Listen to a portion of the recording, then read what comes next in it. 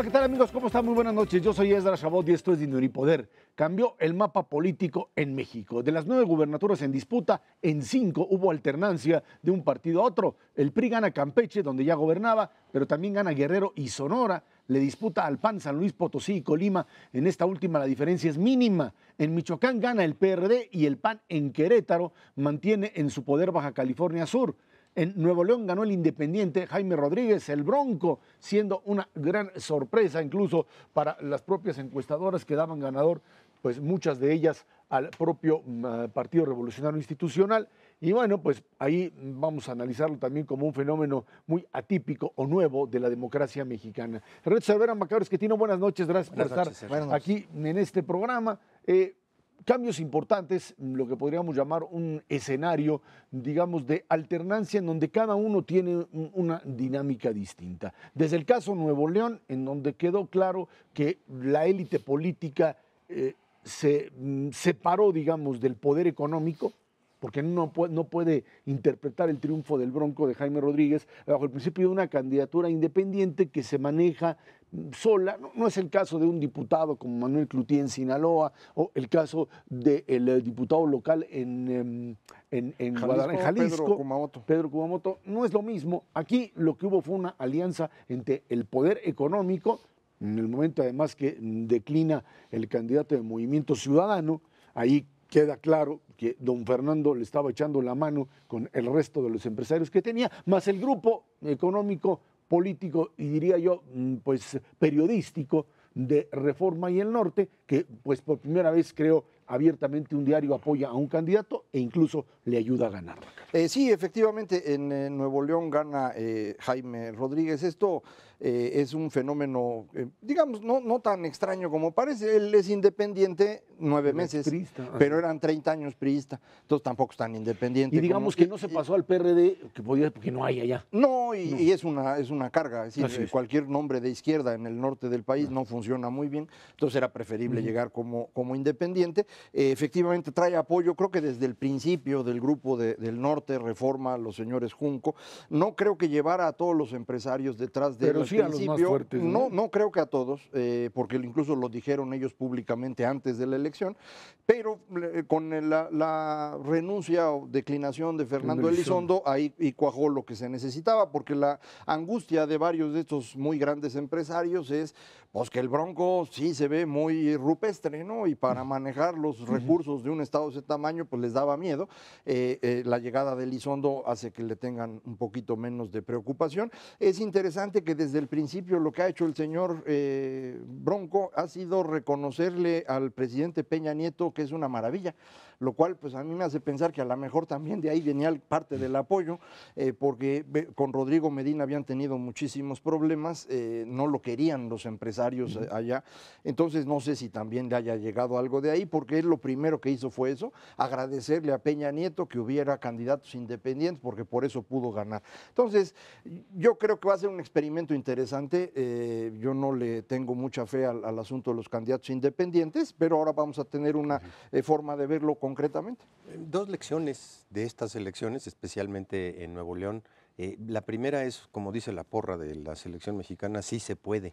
Y es un mensaje muy claro para los tres partidos políticos que aunque salen tablas en diversos aspectos, tanto en gobernaturas como en elecciones para diputados, etcétera, y no cambia mucho el panorama respecto a lo que teníamos, ya lo veremos un poco más adelante, sí obtuvieron una cantidad de votos sustancialmente menor en esta elección que en elecciones comparables anteriormente. Y más allá de lo que se discutió a rabiar en México antes de estas elecciones, si abstener y no votar, o anular tu voto, o votar por una fuerza política diferente a la que estuviera en el poder, esta elección, en términos de un candidato independiente que es factible que pueda llegar al poder, manda una señal muy fuerte para los partidos políticos para el 2018. Es para la presidencial del 2018. Para la presidencial del 2018. Y en donde yo insistiría, o sea, un capital económico que apoya a un candidato en un momento determinado, hoy lo puede convertir en gobernador. A mí me parece que esta es una paradoja muy interesante.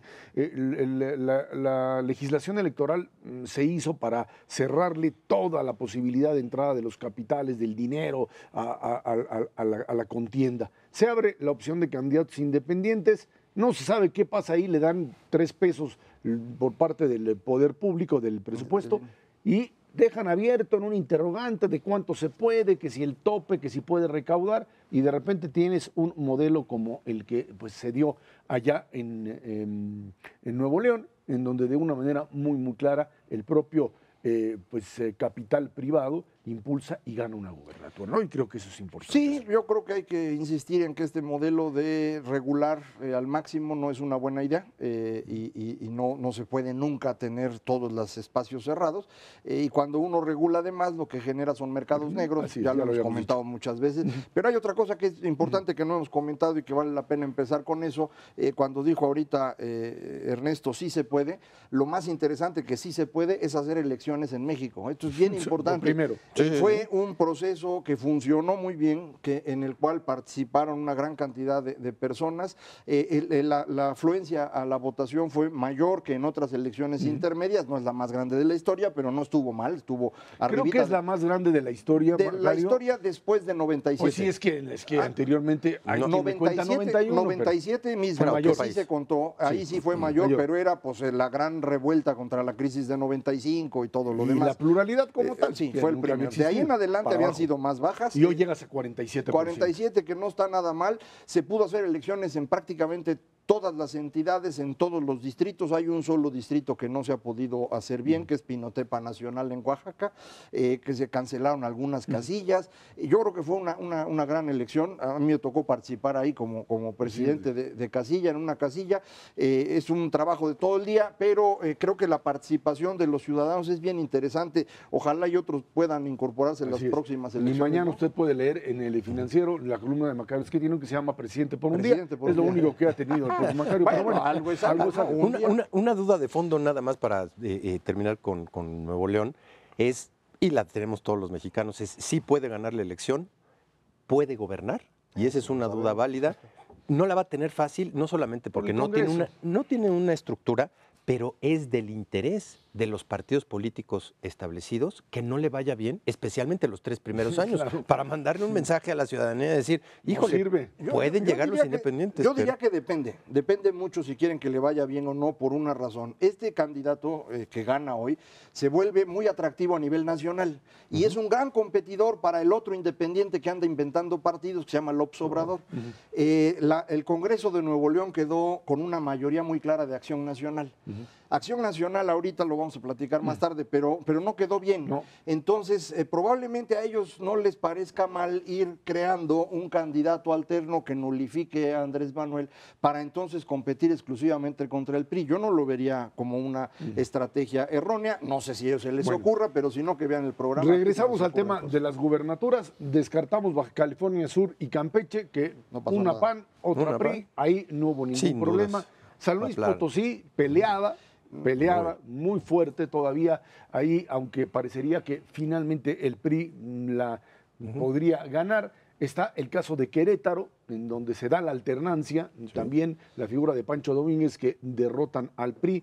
Y yo diría, frente a esto, Colima, que son las dos caras Las de más la moneda, peleadas. ¿no? Colima contra San Luis, ¿no? totalmente Que- cerrada. Estos son los resultados de las elecciones de gobernadores ahora, pues ahí están los colores. Sonora, el gran triunfo del PRI frente al desastre ocasionado por Padres y Gándara. El PAN tuvo que pagar por ello. Nada más hacemos el recuento. Guerrero, que regresa al priismo después del desastre de Ángel de Aguirre Rivero y el PRD. Y bueno, lo pues mismo. ahí está, ¿no? Querétaro, San Luis Potosí, el caso de Nuevo León. Y Michoacán es el mismo caso de Guerrero. Es Yo el creo que se mismo de puede Guerrero. ver por parejitas, se queda más claro. Sonora la pierde el PAN, pero gana a cambio Querétaro. Y en Michoacán y Guerrero lo que tienes es la sustitución de PRI y PRD. Y los otros dos que nos quedan son Colima y San Luis Potosí, donde no queda nada claro y a lo mejor vale la ¿Quién pena sabe? esperarse para después. Pero son interesantes las otras. En Sonora, durante toda la campaña se pegaron con tubo, lo platicamos aquí. Acaba ganando el PRI, no por poco. Esto es un triunfo a final de cuentas de Manlio Fabio Beltrones, que también es importante recordar. El mensaje no solamente es para el 2018, hay 12 elecciones para gobernador en los próximos 12 meses y sin duda alguna ahí también vamos a tener la repetición de historias de candidatos independientes y dependiendo la situación de cada uno de los estados, el posicionamiento de los partidos que ya están ahí desde hace un buen rato, puede haber sorpresas antes del 2018. Y hay estos dos casos que platicábamos, el caso de Guerrero y Michoacán, que creo que hay que tocarlos, porque si bien es cierto que bueno, finalmente los partidos en el poder lo pierden, ¿sí? El PRI en Michoacán y el PRD en Guerrero, los dos están ligados a esta situación grave de violencia y de finalmente cobrarle al electorado a uno o a otro lo que sería su propia actuación. En el caso de Michoacán es obvio que la figura de Silvano Aureoles, que yo diría que ese también es otro triunfo, no solamente del PRD, sino de la presidencia de la República, que lo veía con muy buenos ojos. Hay que recordar que Silvano fue el propio arquitecto del Pacto por México en el Congreso, el que de alguna manera en la Cámara de Diputados permitió también que esto transitara y que de alguna manera se veía como una carta buena. Nadie pensaba que Ascensión Orihuela, el candidato del PRI, iba a tener un impacto tan alto. Lo tuvo, pero ahí se quedó. Ahí están, digamos, en ese sentido totalmente arreglados. El caso de Guerrero es el caso de verdaderamente una fragmentación brutal del poder político y en donde los caciques, fundamentalmente Ángel Delgado Aguirre Rivero, terminan perdiendo una parte importante del poder en manos de un Héctor Astudillo que supo jalar pues hasta sectores del PRD, un candidato que por ahí tuvimos alguna vez en este programa, que es del grupo de Aguirre. Que es el grupo de Aguirre, sí, Sofío, que terminó pasándose al lado de Astudillo. Yo creo que Aguirre acabó jugando con los dos. Originalmente iba más del lado de Beatriz de Mojica, pero ya que vio que no iba por ahí, mejor le mandó a Sofío del otro lado. Así es como está en Guerrero, es de grupos políticos. Vamos a ver cómo acaba. Algo también muy interesante en el caso de Guerrero es que este candidato tenía un gran apoyo también de Manlio. Es decir, de las elecciones que está ganando el PRI hasta ahorita, que son 3 ya claras, 2 de ellas las gana Manlio, lo cual lo pone en un camino muy interesante para convertirse en el nuevo líder del PRI, probablemente, que es lo que él quería. Lo dijo el día de la elección, a la hora que le preguntaron, ¿hay formado en la fila? Dijeron, ¿usted se forma en la fila para votar? Sí. Y para la candidatura a presidente del PRI también me formo. Sí, se forma y además con esta operación política, porque así funcionan en donde tienen éxito. Yo creo que los más preocupados en términos de elección de gubernatura, pues para el PRD ganaron Michoacán, perdieron Guerrero. Para los panistas el tema tiene que ver con otra situación totalmente diferente, que es el pleito interno, y en donde ahí sí, más allá de haber pues recuperado por primera vez Querétaro, recuperaron una gubernatura, el resultado es bastante malo, a pesar de que en Colima están dando todavía la pelea, ¿no? Yo creo que si alcanzan a sacar una de las 2 gubernaturas que están en disputa, que es San Luis Potosí y Colima, con eso ya no sería una tragedia. Si no sacan ninguna de las 2, sí es una tragedia. Perdieron 2 millones de votos comparado con la elección de 2009. Sí es el menor porcentaje de votos desde 2007. No habían tenido un nivel tan bajo. Y entonces, bueno, pues Gustavo Madero no puede festejar. No ganó. No perdió de calle, pero no ganó. Tampoco ganó Rafael Moreno Valle, que era el gran contrincante. No ganó Puebla. Le ganó el PRI en Puebla. Y esto pues no es bueno para él. Y tampoco gana Calderón, ¿no? Porque pues la señora María Luisa Calderón quedó en tercer lugar en Michoacán y realmente no pudo tener ningún impacto. Pues pierden los 3. Exacto. Y esto es bien interesante porque entonces Acción Nacional está hecho una pachanga monumental de perdedores. Y no tiene de dónde acá agarrar. Pero desde hace mucho tiempo. Pero ahorita es peor porque mucho peor, claro. Y ahí están divididos los 3 perdieron, no perdieron todo, y con esto lo que pueden hacer es destruir al partido en los próximos años. Es decir, aquí lo que es importantísimo en Acción Nacional es que de alguna manera se sienten a platicar. Si se siguen peleando, no va a dejar. Es la propuesta de Germán Martínez, que es lo que está tratando de hacer. Correcto. Porque de que se están matando entre ellos, lo están haciendo, ¿no? Ahora, bajo exactamente los mismos parámetros que estás poniendo, Macario, al PRD tampoco le fue nada bien. Perdieron una cantidad de votos terribles frente a Morena.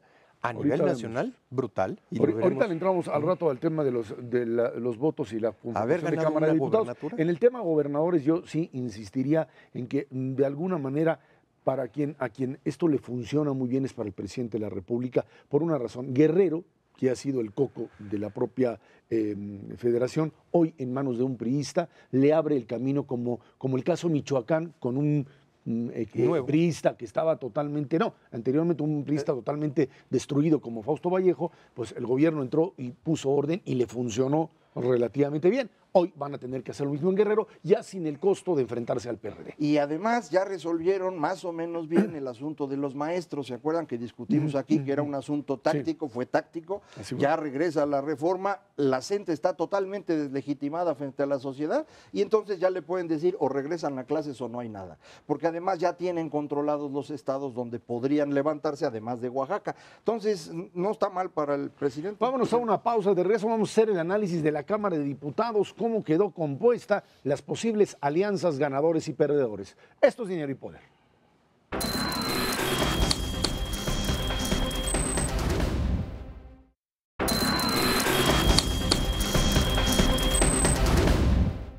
En la Cámara de Diputados, los tres principales partidos políticos nacionales perdieron posiciones y quienes avanzaron son los pequeños. El PRI, junto con el Verde y Nueva Alianza, alcanzarían una mayoría absoluta de 251 y en adelante. Por lo menos es lo que se plantea hasta ahora. El PAN mantiene su número de escaños, el PRD pierde las curules que gana Morena, las sorpresas de la jornada, Movimiento Ciudadano y por supuesto el triunfo del independiente Manuel Cloutier. Esto a nivel de las diputaciones federales. Algo muy raro, ¿no? El PRI pierde, pero la parte que pierde el Revolucionario Institucional se le traslada al Verde. O sea, o se le traslada o el Verde recupera de otro lado. Podemos ahora discutir qué pasa. Lo cierto es que su estructura de fuerza entre Nueva Alianza, que se queda igual prácticamente, el Verde y el PRI, le sigue dando en términos de control del Congreso la mayoría que le permita gobernar. Los panistas, es cierto, también pierden, el PRD, dicen, frente a Morena y otros partidos también pierde, y los chicos suben, el fenómeno de Movimiento Ciudadano, que uno lo denominaría el fenómeno Alfaro en Jalisco, que es finalmente lo que le da este impulso, y bueno, pues Morena de López Obrador, que tiene, aparece obviamente por primera vez en las elecciones, que tiene un triunfo importante en el Distrito Federal y que, bueno, pues le quita una buena fuerza, una parte de la fuerza al propio PRD, Macario. Sí, creo que los datos son sumamente interesantes porque a diferencia de lo que uno creería, Morena no crece con votos del PRD. Morena lo que hace es cosechar votos sobre todo de otros partidos. Efectivamente le quita al PRD un poco, pero le quita más. El DF, ¿no? En el DF le quita más a otros. En el DF el PRI y el Verde pierden más que el PRD solito. Es decir, la fuerza que obtiene Morena en el Distrito Federal viene 250,000 votos que perdió el PT, 250,000 votos que pierden el PRI y el Verde, y el PRD pierde apenas 200,000. Es decir, es mucho más lo que le saca a los otros que lo que pierde el PRD. Aunque al PRI le fue mucho mejor que otras veces en el DF, ¿no? Bueno, luego lo vemos. Sí, pero en realidad en el Distrito Federal el PRI pierde 130,000 votos, como te decía yo, pierden en todos lados. Efectivamente, Movimiento Ciudadano cosecha 1 millón de votos que vienen probablemente del PAN. Entre los que se van en Nuevo León por Fernando Elizondo son más de 200,000 votos y son 700,000 votos nuevos en Jalisco. Una parte de ellos es lo que ya traía Alfaro, que no se contó en 2009 y ahora sí se contaría. Pero además acuérdense que expulsaron a Emilio González, el exgobernador panista, lo expulsaron del PAN por andar ayudando a Alfaro. O sea que le movió votos también. El Movimiento Ciudadano tuvo una estrategia muy inteligente de pepenar líderes por todos lados, los que encontró. Y ahí los estuvo ayudando mucho Manuel Espino, quien fue presidente del PAN, y fue el que les arrimó a Fernando Elizondo y a María Dolores del Río y al Lacho en Colima, y entre todo, 1 milloncito de votos, que no es nada despreciable. El partido Encuentro Social se lleva otro millón de votos que era del PAN, entonces el PAN perdió 2 millones, prácticamente uno a Movimiento Ciudadano y uno al partido Encuentro Social, estos grupos de cristianos evangélicos que votaban con el PAN y ahora ya no votaron. Y además, Encuentro Social con utilizar figuras que tienen impacto en la población, como el caso de Héctor Suárez. O sea, hay que entender que es un fenómeno que, por otro lado, te genera, digamos, una serie de incentivos a un partido que tiene una orientación, digamos, político-religiosa determinada, con figuras que catalizan también, te traen un montón más de votos, ¿no? Ahora, craso error del PAN y del PRD en no fijarse tanto en las elecciones de estados donde no hubo elecciones concurrentes.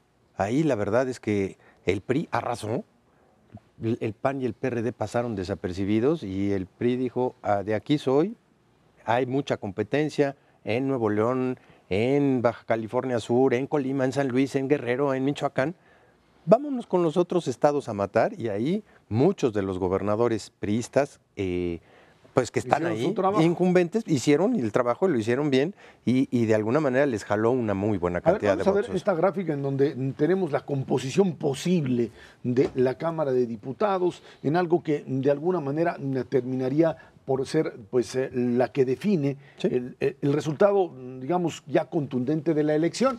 Ahí están, el PRI baja, se va a 197, el Verde duplica, ¿cuántos tenía? 21 en esta legislatura que está por terminar, se van hasta 46. O sea, es el gran triunfo de los que violaron la ley, que no sé qué, que multas, etcétera, etcétera, y logran. Hay quien dice, Macario no está de acuerdo con eso, que pues parte de lo que pierde el PRI lo gana el Verde. A lo mejor los votos vienen de otro lado. Sí. Lo cierto, ahorita me dices, lo cierto es que finalmente entre esos votos, entre los 197 que se plantean para el PRI, los 46 y los 9 de Nueva Alianza, pues ahí ya tienes la mayoría garantizada. Sí, pero es lo mismo que tenías ahorita, ¿eh?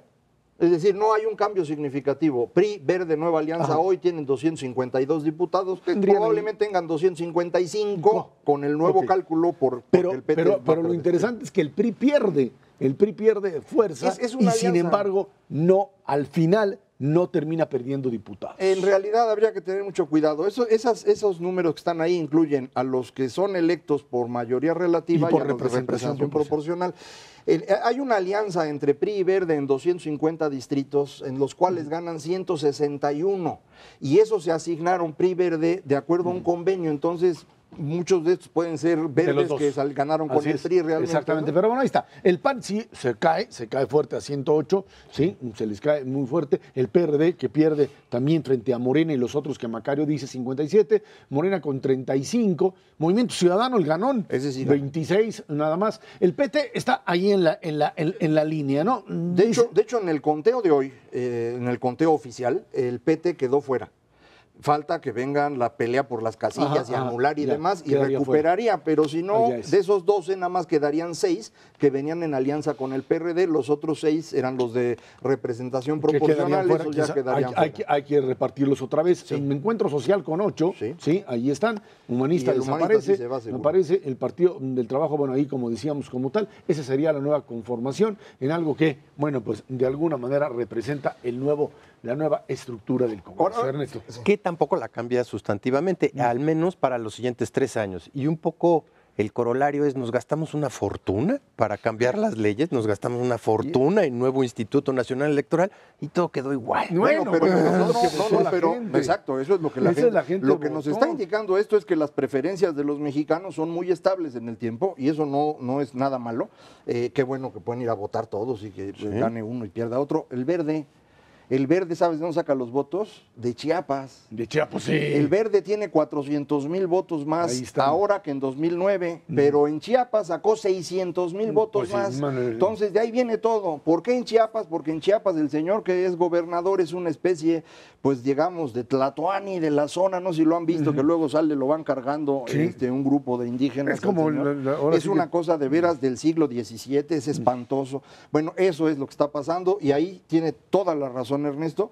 Yo creo que los partidos de oposición deberían dedicarle una lanita y un tiempo a irse a cuidar Chiapas, porque ahí yo estoy absolutamente convencido de que esto es producto de malas mañas, porque es el Verde y porque es del señor allá y porque no saca 600,000 votos de un día para otro. Entonces, aquí seguramente hicieron algo, pero va a ser bien difícil probarlo porque, como bien dijo Ernesto, no estaban ahí cuidando. Porque no había en donde no hubo concurrencia, pero pues sí, se fueron a un lado. Apenas mandaron a los representantes de casilla y nada más, porque no hicieron ni campaña, ni vigilaron, ni les pasó ahora, en blanco. Lo cierto es que con una composición del Congreso como la que manejamos, estaríamos teniendo a un Partido Revolucionario Institucional con mayoría que le permitiría pues repetir en gran parte la estrategia de los últimos 3 años, que es no aplastarlos, o sea, no decir yo tengo 255 y Ya, saco lo que se me pega, sino vente a negociar, porque saben también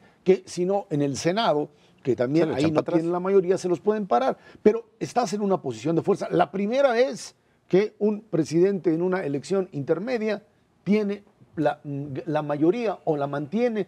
Cedillo la perdió en la primera alternancia en 97. Fox también, Fox la perdió y Calderón la nunca perdió. la tuvo, ¿no? Nunca la tuvo, pero no la pudo recuperar, digamos, ¿no? Y creo que esto es importante en términos de, por lo menos, entender que la figura de Peña Nieto que le dieron, lo zumbaron, que las propiedades, que la Casa Blanca, etcétera, etcétera, eso todavía no tiene una trascendencia, o habría que explicarlo en función de un voto de protesta que se va a otro nivel y se maneja de distinta forma, o eventos como el de Chiapas que manejaban.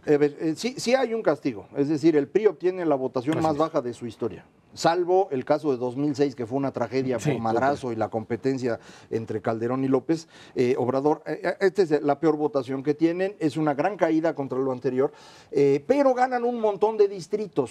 Y aquí viene la parte interesante, como ahora hay competencia real entre 5 partidos, el PRI, el PAN, el PRD, pero también el Verde y Morena, esto hace que uno pueda ganar un distrito con 20, 22, 25% de los votos. Y entonces esto fue lo que alteró las cosas. Por eso Morena tiene más diputados y por eso el PRI tiene tantos diputados el PRI que no pudo meter a todos los de representación proporcional que le tocaban. 180 Se y le tantos aplicó la regla del 8% máximo de sobrerepresentación. Entonces, sí hubo un castigo. 29% de los mexicanos aprueba al PRI.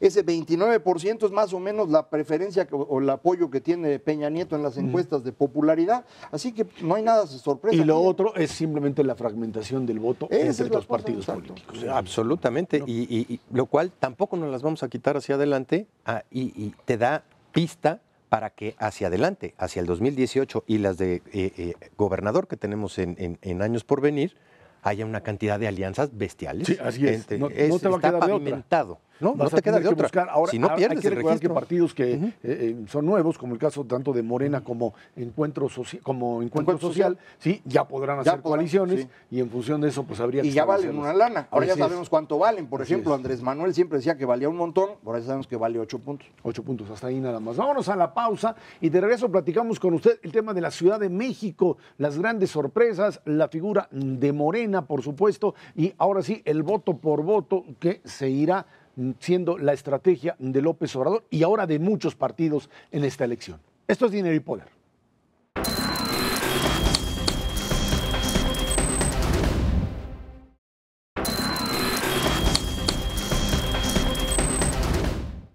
En el Distrito Federal también cambió el panorama político. El PRD obtiene solamente 6 delegaciones, Morena 5, el PRI 3, Acción Nacional 2, todas peleándose todavía en los últimos votos, tratando de rascar ahí las actas. En la Asamblea Legislativa, Morena tiene la mayoría, gana 18 escaños, el PRD se queda con 14.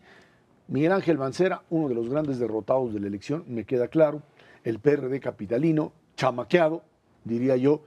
Primero, obviamente, por el peso de Morena, que no lo supieron medir. Segundo, algo que ellos todavía no reconocen, pero es el juego de Izquierda Democrática Nacional de René Bejarano, que si bien es cierto que pierde en algunos de sus propios bastiones, pierde, yo diría entre comillas, sí funciona, o algunos de sus gentes consiguen impulsar candidatos en algunas otras delegaciones. En un juego, ahora sí que en un juego de ruleta le apostaron al rojo, al negro y a todos los números a ver cuál pegaba, ¿no? Sí, yo lo primero que quisiera es que la gente del PRD nos reconozca lo que aquí estuvimos luchando para que no hubiera reforma política y constitución en el DF. Si la hubieran sacado, ahorita estaría Mancera, me cae que llorando, porque no tendría ningún control del Distrito Federal. Gracias a que no hay constitución y que se sigue usando el estatuto, Mancera va a poder gobernar a pesar del tamaño de Morena, si no estarían perdidos.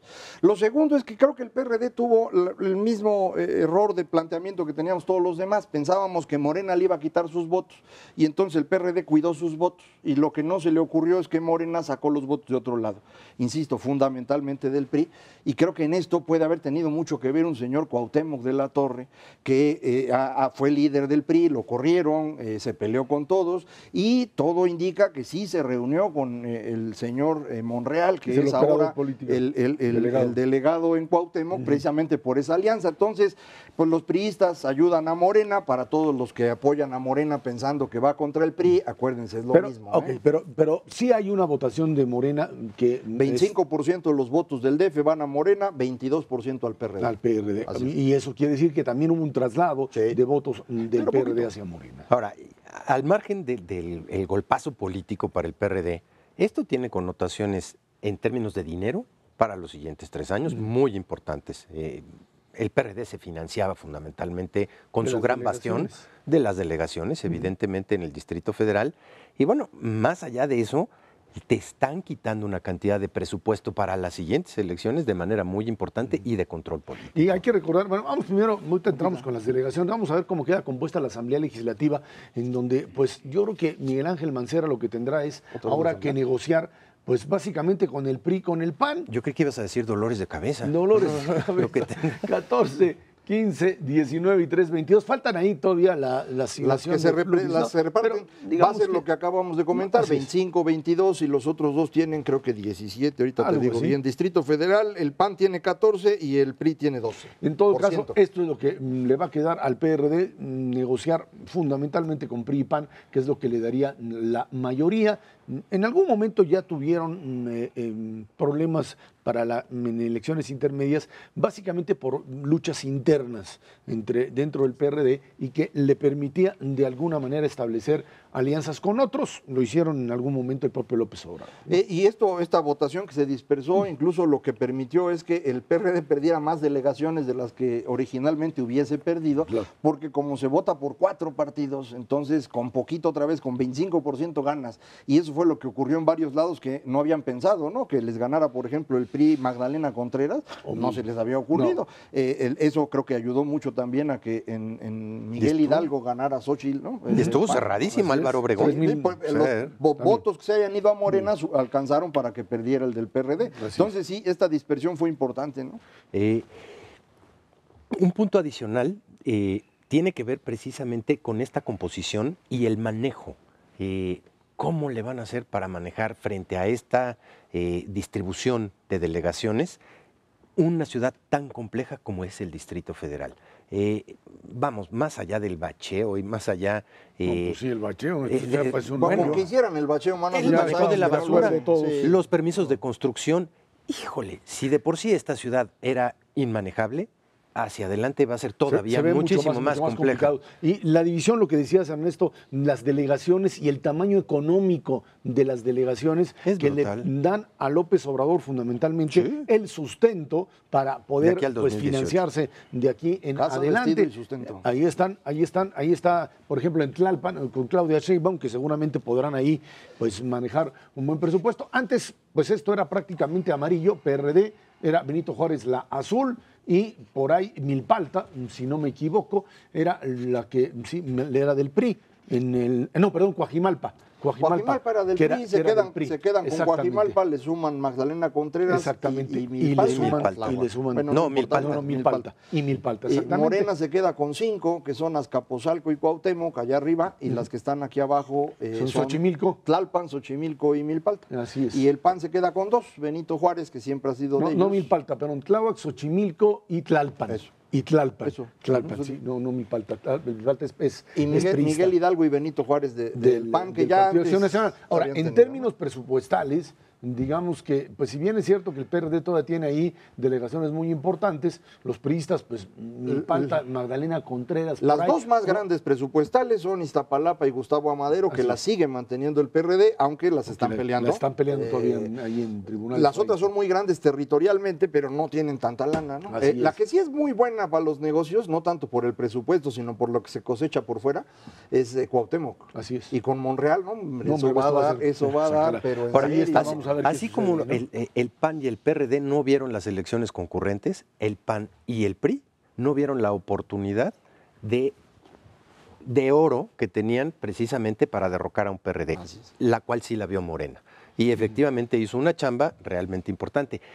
Para que se vuelvan a posicionar el PRI y el PAN en la Ciudad de México, van a pasar otra vez. Siglo, pues en el próximo siglo. Yo creo que no solo que no lo vieron, a lo mejor sí lo vieron, no pueden. Pero se autoderrotaron antes de. El PRI está hecho una pachanga espantosa, corrieron por perdida desde antes. Que a través no es un líder así para andarlo presumiendo, pero era su líder, lo corrieron y acabó ayudando a Morena. Y en Acción Nacional se dieron con todo y quitaron a unos, pusieron a otros. En Acción Nacional, digamos, su gran triunfo, digamos, es la figura de Xóchitl Gálvez, un candidato externo. Que ya es candidata para el DF. Que ahora ya hasta la candidatean a Xóchitl para la jefatura de gobierno. Pero hay que ver cómo funciona estos 3 años. Claro. Esto no es una delegación fácil, a Miguel Hidalgo. Tampoco, con intereses muy contrapuestos ahí. Pero lo cierto es que para Acción Nacional, pues esto implica otra vez el gran desafío de buscar personalidades que de alguna manera representen algo, porque parecería ser que en términos de su clase política capitalina no tienen nada que ofrecer. Pues que contraten a Movimiento Ciudadano, a ver si les hacen como scouters. Ese sí le consigue. Esos son headhunters, pero bueno, no los de Fox. Sí, el PAN pierde prácticamente 2 millones de votos, lo mismo que pierde el PRI. Son pérdidas muy importantes. El PRD también pierde votos, aunque sean menos. Y eso significa que los 3 partidos grandes ya no son tan grandes. Crecieron los demás. Apareció un nuevo partido en medio, que es Morena. Todos sabemos que era realmente López Obrador. Yo no estoy tan convencido como muchos colegas que escriben, que dicen que esto es un gran triunfo de Morena. Yo no veo el gran triunfo. Yo creo que todo el mundo sabía que iban a sacar eso. Es decir, López Obrador no empezó ayer, lleva desde el 2000 haciendo campaña presidencial. Sacaron 8 puntos, no son malos, pero no son espectaculares. Lo que ganan en el DF es producto de esta dispersión. Sí tiene recursos para competir, pero ojo, más de la mitad de sus votos se concentraron exclusivamente en 3 estados, Distrito Federal, Estado de México y Veracruz. Con eso es dificilísimo tener una campaña presidencial. Y estos votos son los votos que López Obrador le añadía al PRD en las elecciones. Entonces, que para poder crecer, López Obrador la tiene verdaderamente complicada, ¿eh? No ha ganado ya ahorita 2018 como algunos empiezan a percibir.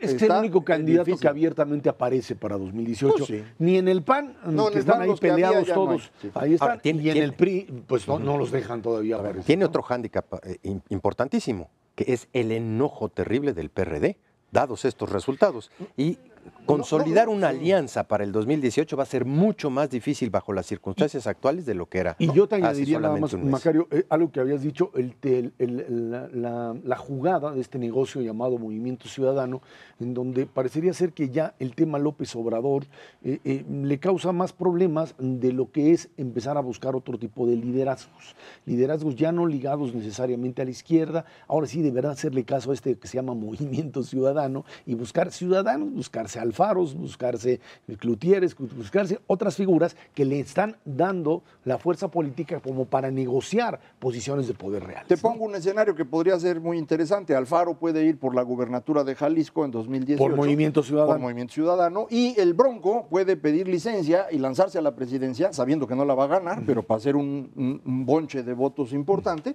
y luego regresarse a seguir gobernando Nuevo León, y podría ser candidato de Movimiento Ciudadano, y con eso ya dispersaste el voto de manera muy sencilla, y el PRI puede volver a ganar, cosa que yo creo que el señor Peña Nieto ya vio desde hace rato, y si no lo vio, lo estará pensando ahorita allá en Europa cómo se los va a torcer. Está más o menos claro, el escenario va a estar bien complicado para que los de izquierda logren sobrevivir. No es nada más que esté enojado el PRD. El señor López Obrador y su líder del partido, Martí Batres, dijeron que ellos no van con el PRD nunca. Sí, claro, por eso. Nunca. Claro, porque lo que están esperando es que se les doblen, se les sienten y les digan, por favor, yo creo que no va a pasar. Yo no sé qué va a hacer Nueva Izquierda y el PRD con esta fuerza. Así no tendrán que buscar también otras estrategias, otras alternativas diferentes. Así no llegas a 30% de los votos, pero ni en broma, ni en broma. O sea, si no es con alianzas, no lo simplemente haces. Yo creo que tenemos un juego muy interesante para 2018. No ha ganado nadie nada. Tienen dificultades varios partidos. Vamos a ver cómo se acomodan. Vamos a tener mucho para platicar. Así es. Gran virtud. Ahora, lo que queda claro es que para Miguel Ángel Mancera los próximos 3 años van a ser complicadísimos en términos de negociación, a menos que priistas y panistas en esta nueva relación que tiene, pues terminen apoyando. A ver si se crece al castigo, mano, porque los primeros 3 no fueron muy buenos. No, y hay que recordar que finalmente Mancera arrasó en la Ciudad de México en el 2012, el PRD hizo todo, y hoy, bueno, pues ahí están las fracturas y las facturas que muchos le cobraron. Vámonos a una pausa y de regreso platicamos con usted sobre temas económicos, crecimiento en el consumo y, por supuesto, también una caída en la inflación como datos fundamentales de la economía mexicana. Esto es Dinero y Poder.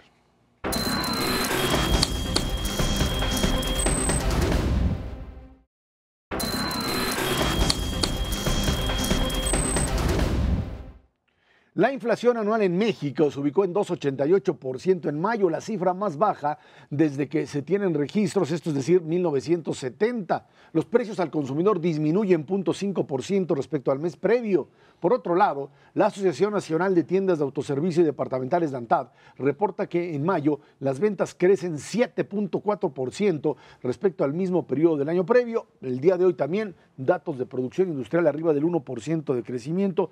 Datos económicos que si bien también hemos visto proyecciones a la baja, abajo de 3 en los últimos días, lo que estamos viendo en términos de industria manufacturera, en términos de baja inflación, en términos de un crecimiento económico relativamente bueno en el tema de consumo, incremento del consumo, parecería ser dos escenarios totalmente diferentes. Sí, muy buenos los datos de inflación, no cabe la menor duda.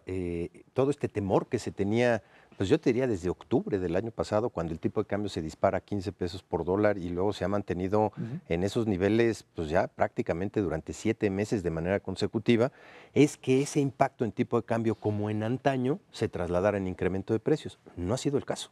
México es una economía completamente diferente en donde a partir de esto ya empiezas a ver los cambios estructurales. De alguna manera, algunos precios sí han aumentado, sí se ha trasladado, pero se ha compensado con caídas brutales en términos de los energéticos, de las telecomunicaciones y de muchos productos pecuarios. No solamente es esta parte de controlar la inflación desde el punto de vista macroeconómico por parte del Banco Central, que lo ha hecho extraordinariamente bien, son cambios específicos al interior de los sectores y cómo reaccionan los productores nacionales frente precisamente a un evento como el tipo de cambio. Hay, sin duda alguna, datos que nos favorecen. Este incremento del tipo de cambio en muchas cadenas productivas ha sido compensado por caídas en el precio de las materias primas que utilizan y que traen de fuera.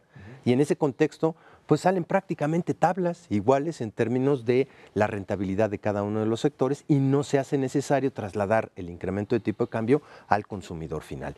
Impera mucho más la competencia en ciertos sectores, no cabe duda, hay que avanzar muchísimo más en muchísimos otros sectores de actividad, pero vamos, es muy tranquilizante que hoy por hoy México siga teniendo una inflación a la baja y muy en línea con lo que sería la inflación de nuestros principales socios comerciales. Y en este tema de que los precios no suben por la competencia, un caso interesante es lo que ocurre con las tiendas departamentales, supermercados, las tienditas de la esquina y demás, que han estado cambiando de modelo de negocio y haciéndose cada vez más competencia entre ellas, ahorcando muchas veces a los proveedores, pero esto beneficia al consumidor y esto les ha permitido crecer, como decía hace ratito, crecimientos pues, sumamente importantes en el consumo que no se habían visto en los 2 años anteriores, que creo que pues muestran la otra cara de los datos. Cuando uno ve los índices de confianza del consumidor, pues la confianza no está bien, pero si ve uno cómo gasta el consumidor, pues gasta bien, entonces parece que gasta pero desconfiado, ¿no? Es decir, como que no están seguros de qué va a pasar en el futuro, pero mientras vemos, pues ahí va. Esto en el fondo lo que significa es que, lo habíamos comentado en otras ocasiones, realmente la gente está nerviosa por otras razones que no son de índole económica y conforme la economía ha ido avanzando un poquito mejor cada vez, pues empiezan todos a reaccionar a ello. Yo esperaría que después de estas elecciones que van a bajar mucho la tensión, haya también este cambio que se vaya notando en los índices de confianza de consumidores y productores. Y fíjate lo que es tener confianza en el propio bolsillo de las familias. Estamos viendo cifras de crecimiento del consumo de 7% en términos reales, ya quitando inflación, que te ayuda muchísimo, en tiendas totales. Y estamos viendo crecimientos de ventas, mismas tiendas, arribita del 4%. Pero si nos vamos a bienes duraderos en donde implica un pago a más largo plazo, probablemente con un crédito, las ventas de coches están creciendo 20%, las ventas de electrodoméstico en tiendas departamentales 15%, y ahí sí son deudas que la propia familia o el propio consumidor hace una apuesta de que esta favorable evolución que ha visto en términos de empleo, en términos de salario, en términos de remesas, en términos de tasas de interés que están en su punto histórico más bajo, se va a mantener por un periodo prolongado de tiempo. Esa es la verdadera apuesta, porque pues ahora sí que de lengua nos echamos un taco. Ahora, el otro tema, decía yo, producción industrial, también el día de hoy el dato, estás hablando de un mecanismo que sigue creciendo. A esto quisiera yo añadirle y que un poco comentáramos el anuncio hecho por Petróleos Mexicanos anoche del descubrimiento de unos yacimientos petroleros que de alguna manera estarían comenzando a compensar la producción. Más que en petróleo, creo que el tema gas se vuelve cada vez más importante. Sí, es más importante el gas a futuro. Sí. Sin embargo, gas no tenemos una urgencia tan grande de encontrarlo, porque se lo podemos comprar a Estados Unidos, que lo tiene barato y de sobra. El petróleo, en cambio, sí tendríamos que empezar a producirlo nosotros, y por eso importante es el descubrimiento de 4 campos, no muy grandes de manera separada, pero que en conjunto ellos estiman que pueden llegar a producir unos 200,000 barriles diarios, que es una cantidad importante. A lo mejor pueden estar ya en producción más o menos decente en 5 años. Eso es bien importante porque precisamente el dato hoy de actividad industrial, donde está muy gacho es en minería. Es decir, la actividad industrial tiene 4 componentes: minería, construcción, manufacturas y electricidad y gas. En manufacturas andamos en 4% de crecimiento anual, que es bastante bueno. En construcción en 5,5%, que es buenísimo. Va a estar recuperando las tragedias del inicio. Pero minería en esta ocasión cae 8%. Entonces, horrible. Había caído 5% los primeros 3 meses, luego en abril, abril ya cae 3% y ahora cae 8%. Entonces, este comportamiento pues espanta un poco a las personas. Tiene que ver con la caída de precio, con la menor producción y demás. Pero creo que estos descubrimientos pues permitirían ir pensando que hacia un futuro, no el año que entra ni en 2 años, a 5 años esto ya empezaría a componerse, pero así es como funciona la energía, son inversiones que tardan un rato. Uno pensaría que esto es parte de reforma energética ya, eso están vendiendo ahora más. No, la verdad es ellos dicen que sí, pero no. Cuando el sector privado empiece a anunciar descubrimientos de yacimientos el año que entra, entonces hablamos de eso. Pero ahora Pemex trae esto ya desde hace un buen rato. A mí me gustaría hablar un poquito sobre este crecimiento del 4% de manufacturas. Eso quiere decir que la economía de Estados Unidos no estaba muerta, estaba de parranda en el primer trimestre del año, igual que lo hizo en el 2014, y que la demanda por productos mexicanos sigue bomba hacia adelante. Y esto se ve en las inversiones, es decir, las empresas extranjeras han estado trayendo recursos a México precisamente porque confían en el crecimiento del mercado estadounidense, la competitividad de nuestra mano de obra en ese sector, que es bastante razonable, y entonces ahora con la posibilidad de tener energía disponible, que antes no la tenía segura, y telecomunicaciones a un precio razonable, que tampoco los tenías, ahí sí se nota el efecto de las reformas, aun cuando todavía estas reformas no estén terminadas, ya cambian las expectativas de los grandes inversionistas, que por eso están trayendo una lana. Ahora, esas inversiones extranjeras no van a resolver el problema económico de México, ayudan. Lo que realmente impulsaría la economía mexicana es la inversión de los mexicas, y esos son los que andaban angustiados. Bueno, ya pasó la elección, ya está todo bien, ya se vio que podemos y hacemos las cosas razonablemente en orden. Pues yo creo que es el momento de que los inversionistas mexicanos ya le empiecen a poner dinero al asunto, ¿no? Una vez que está más claro. Y el sector construcción es el otro ejemplo de que está empezando a suceder eso. Si el sector en su conjunto está creciendo arriba del 5% y el sector público está parado en términos de sus gastos de infraestructura, con todos los recortes que está habiendo, eso quiere decir que el sector privado está creciendo mucho más allá del 5% en los 2 sectores fundamentales, en infraestructura y en vivienda en términos de la construcción. El sector privado insiste que el tema de la devaluación del peso mexicano eventualmente tendrá que pegar con un mayor crecimiento. Siguen sin entender claramente por qué una devaluación de este tamaño pues no le pega directamente a inflación, y siguen viéndolo como un problema serio. Sí, sobre todo empresarios que están muy concentrados en mercado interno se angustian, no entiendo yo bien por qué. Yo creo que son las ideas que se les fueron construyendo en los años 70 y 80 y que no han todavía... Las crisis de esos años. Sí, y no han percibido que ya esto ya es muy distinto, entonces probablemente sea esa la razón. Yo no creo que deberían angustiarse. Y el temor de alza de tasas de interés en Estados Unidos que podría llegar a reventar el peso mexicano a 17, etcétera. Pues es probable, pero por un periodo muy corto de tiempo. En el momento en que se dé septiembre 15, septiembre 14, que son las fechas en las que se va a reunir la Reserva Federal, anunciarán su política o anunciarán que se pospone hasta diciembre con esta incertidumbre que se viene manteniendo. Yo creo que ya es momento, Estados Unidos empieza a jalar muy bien, sus mercados laborales están a todo dar y la Reserva Federal, dado el movimiento que han tenido los precios del petróleo durante los últimos meses al alza, ya nuestra mezcla está muy cerquita de los $60 por barril, pues va a empezar a sentir presiones inflacionarias y septiembre, sin duda alguna, va a ser este momento para aumentar las tasas de interés. Ahora, si mueven la tasa el día 15 de septiembre, pues no pasa nada, mano. No Aquí pasa vamos a nada. estar festejando No, el bueno, grito, sí, pero ni quien se dé cuenta de esas el cosas. 17 te cae el mundo encima. Pero ya te ves. vas al 4 de octubre, que es cuando se reúne nuestro Y octubre, banco. acuérdate, es cuando caen las hojitas y las bolas. y demás. Todas las interpretaciones Climatológicas. naturistas del señor Magario Esquetino. Magario Ernesto, muchísimas gracias. Gracias a usted que nos ve y nos escucha aquí en Canal 11 todos los jueves 10 de la noche, Dinero y Poder. Estamos en la radio Noticias MBS en el 102.5 del FM de lunes a viernes de 5 a 7 de la tarde. Por nuestra parte, muchas gracias y muy buenas noches.